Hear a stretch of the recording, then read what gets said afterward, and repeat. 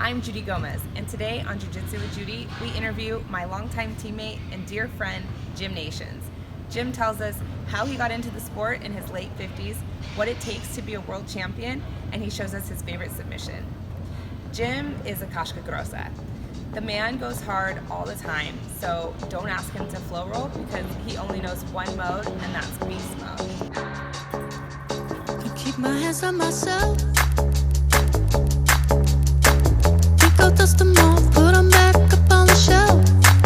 Kiss my little baby girl is in need. Am I coming out of left field? Ooh, I'm a rebel just for kicks. I've been feeling it since 1966 now. Might be over now, but I feel it still. Jim, tell me how you got into the sport of jiu-jitsu. My son was taking jiu-jitsu lessons when he was, 10 or 12, and I was picking him up and saw it and got interested. I had wrestled when I was small from about 6th grade through into college, and but I had quit and hadn't looked back at it, at the sport.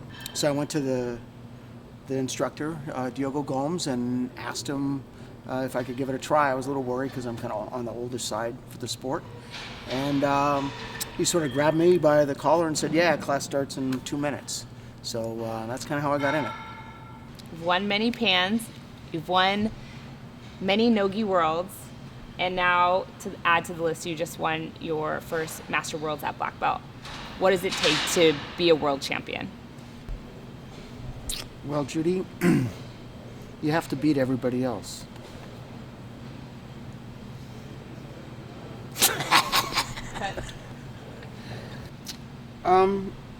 I think it takes a lot of things. I think for me it's family, and for that is the support of my wife and kids, and then my larger family, which is the team here, Real Combat, the coach, Diogo, and all my teammates. Because we've competed together, and it's hugely important to have that team support and the relationships. I think it takes a level of dedication. You have to decide that that's really what you want to do, and you have to love to compete and practice. It's a lot of practice. Combination, I guess, of diet and health. Especially my age, you got to stay healthy and relatively fit and injury-free. So it takes a lot of training to do that. So I'd like to show you today the North-South choke. It's one of my favorite chokes. I've used it in competition a lot. It's been successful at all levels, from probably blue belt up through black belt. And I like it particularly because if I get against somebody who's younger and stronger, it gets me off their arms and their body and their legs, and I can get up on their neck and their head where there's not a whole lot of defenses. So typically I'll start this move from side control, maybe in your standard side control position here.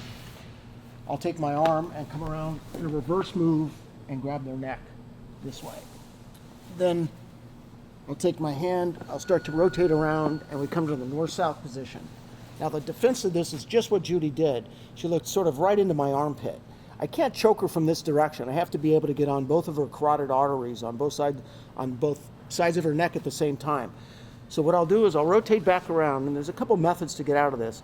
One is just sort of bulldozing, and I get down and I get my ribs, and I catch her chin with my ribs, and I just move forward and turn her head. Once her head's turned, then I can kind of, move back around, and I want to run my ribs along the side of her neck, or carotids.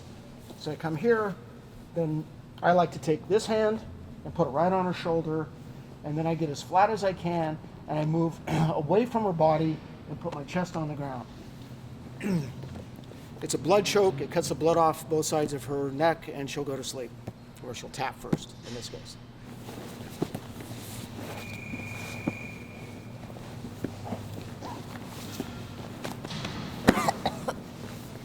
It works.